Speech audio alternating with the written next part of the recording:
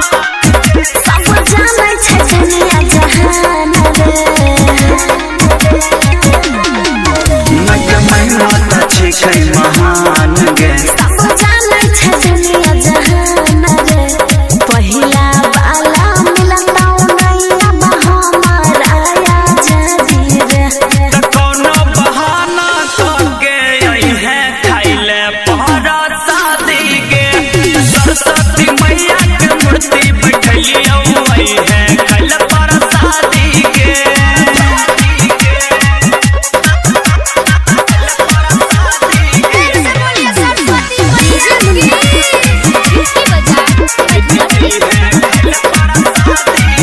हम सजाने छियै बनडाल गे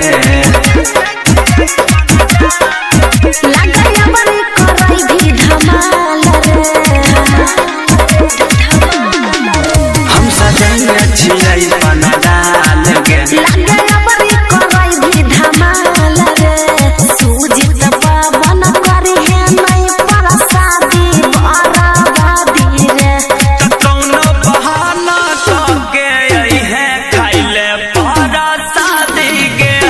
सरस्वती मैया के मूर्ति बैठली आई है खाइले पहरा शादी के